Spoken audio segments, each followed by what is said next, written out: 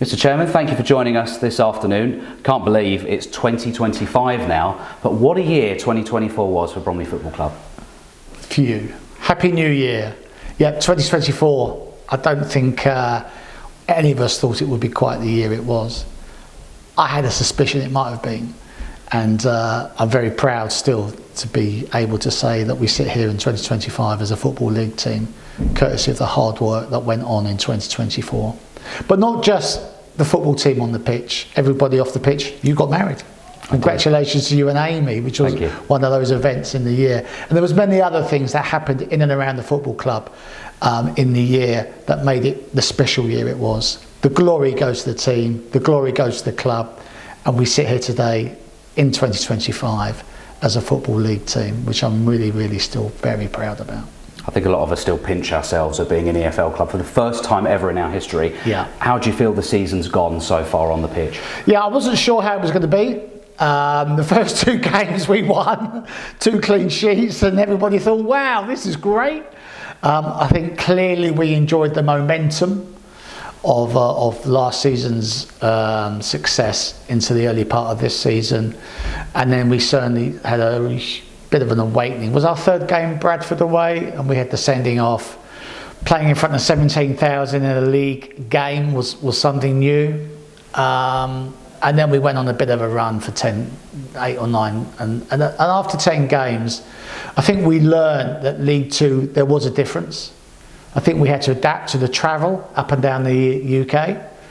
I think we had to adapt to the ball being in play for much longer than it is in the National League, and therefore the concentration levels required by our players throughout the whole of the game.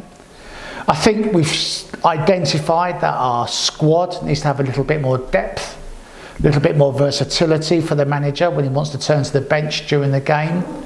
And I think as we get to the halfway point of the season, and after those 10 games, the manager finding his feet, I think we've learnt all of those parts that I've just referenced and started to create our journey in the league, in League 2. There have been a myriad of changes off the pitch, as well as what you talk about, the differences on it there as well. Has being a member of the Football League been what you expected it to be at the outset?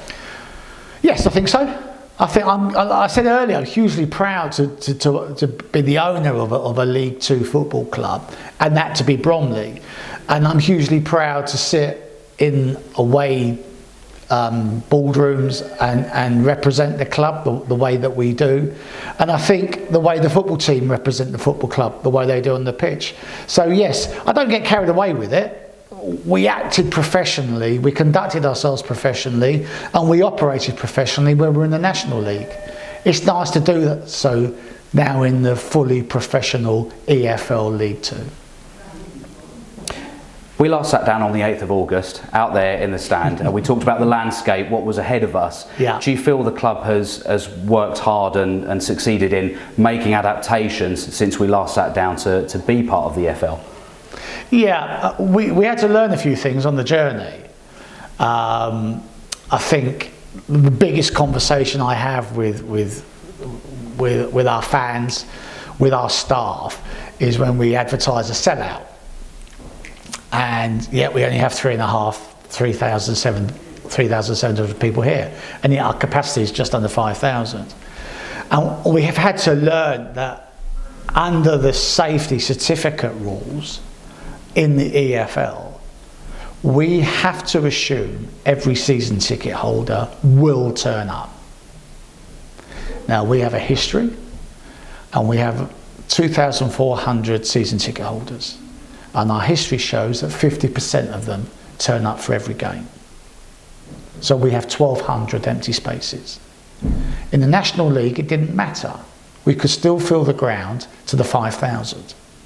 As days like Wrexham and Blackpool showed. In EFL, we're not allowed to. We can only sell tickets from 2,400 upwards, which means roughly another 2,400 tickets, because we have to assume the 2,400 season ticket holders will turn up, but we know they won't. So we always have 1,200 empty seats in the football ground.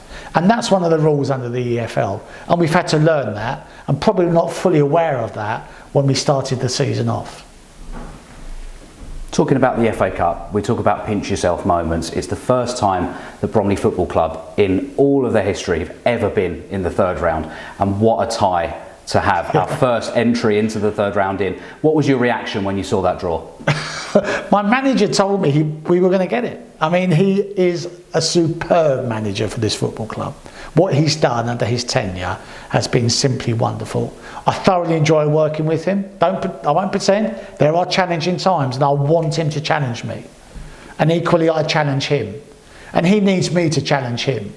But he's been an outstanding manager for this football club, and I thoroughly enjoy working with him. But he said to me, "We're getting Newcastle away." And I said, "Don't be ridiculous, Andy. You can't make that happen. You've got us into the Football League, but you can't determine the draw." And on Monday, the day of the draw, all day at work, we were here in the boardroom, we were out in the offices, he kept saying, "Don't worry, Newcastle away." And bugger me, it was Newcastle away. Unbelievable. Yes, I think a draw like that is a well done and a pat on the back for all the hard work we all do. The way you and the rest of the staff commit to this journey here at Bromley. Every now and then we're due a little bit of luck. That draw was that little bit of luck we got for all the hard work we did. And that's coming up this week, isn't it? It still feels surreal. And yes. How's it going to be for you as chairman to see your team walk out at St James's Park? Yeah, hugely proud. I'm going to be there with my sons. I've had two very proud moments in that we had the Wembley final when we beat Wrexham. We had the player final last year and getting our promotion. And now we're going to have an FA Cup game in front of 50,000 people at a Premier League ground. And I'll be sitting there with my boys to see it, witness it, and equally represent the football club. I can't wait, Matt. I can't wait. I think it's going to be a real special weekend. And win, draw or lose, I'm certainly going to enjoy it. It's a truly special occasion, as you're saying there, but it's important, isn't it, to across the club, from the players to the staff, to not lose sight of what comes after that, which is the bread and butter of League Two. Yeah, it is. It is. And I think the fans and everybody should enjoy it. We've put the coaches on. I've paid for all the coaches that the fans have taken advantage of to get out there and watch it. It's a shame it's the Sunday, not the Saturday, but that's the television schedules doing their jobs once again.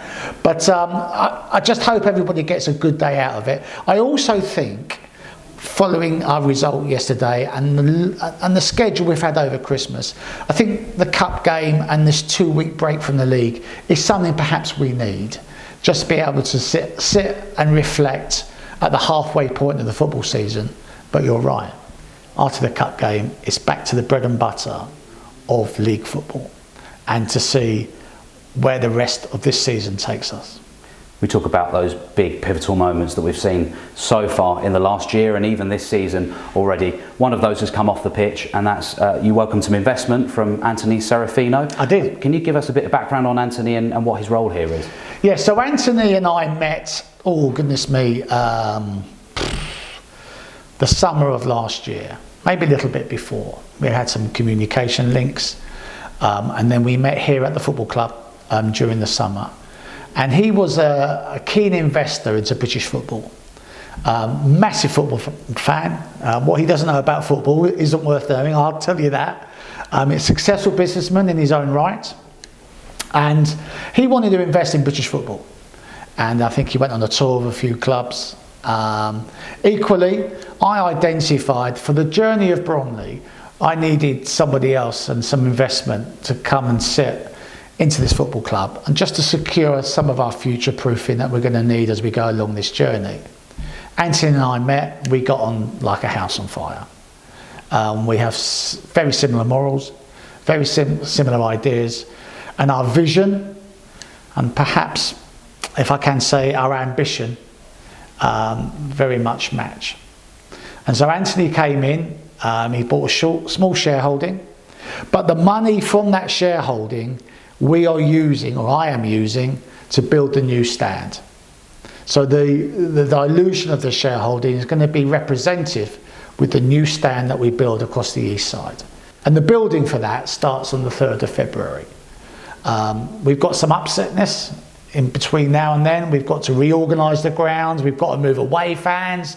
Our own fans have been moved, and I thank each and every fan that has helped with us all reorganise them and get them into the ground. I thank you for that, because it hasn't been an easy job. But Darren here in the office, yourself, and everybody involved, led by Mark, that reorganisation has been, I think it's been done so far very well. You touch on the fans there, and when you took over as chairman, the club was averaging figures in the low 1,000s as an average attendance. You talked about the challenges with the capacity in the EFL, but to have regular 3,000 plus crowds every week, and the away support as well, which has really crept up, it is a huge sign of the success that the club has achieved. It is, and my new target is 5,000 week in, week out. And I have a suspicion that if Andy Woodman and the team carry on doing what they're doing, I think we're going to hit the 5,000 pretty quickly. You know, we are, like I mentioned earlier, we keep saying we're sold out, but we're not. And being sold out is stopping some people from coming to the football ground. I think once we've got the new facility, once we can give an even better match day experience for that part of the football ground, I think we're not far away from hitting the 5,000s. And that is a real grown-up figure in League Two football. And finally, I asked you this question towards the back end of our interview in August, and you said you didn't feel you were quite equipped to answer it, and that was around targets. Do you have any targets in your mind for the rest of the season for Bromley Football Club? The target has to be 45, 48 points. We spoke about at the start of this season that survival in League Two for Bromley Football Club was a success. And I was trying to work out how we put a connotation on the word survival to be successful. And we spent some time around that. I think the football team, led by Andy, I think the football team have shown that survival is within our grasp. And we know what Andy's like. He doesn't look downwards, he only looks upwards, and he continually looks upwards. I'm a little bit more level. I think one step at a time, as I've always said it. Let's get to 45, 48 points. Let's see where we are. January is important. If we can give Andy, some new recruits, if we can strengthen the squad, then he is used to going for it. He is used to being there or thereabouts. I'd hate to break that habit, but I mustn't confuse that with being realistic about the fact that surviving in League Two is a huge successful season for us. Building the East Stand, increasing the capacity, is a huge increase for us in 2025. We achieve those two things, which we will. I think 2025 will be equally successful as 2024 was. Mr. Chairman, exciting times ahead. Thank you so much for your time and joining us today. Thank you.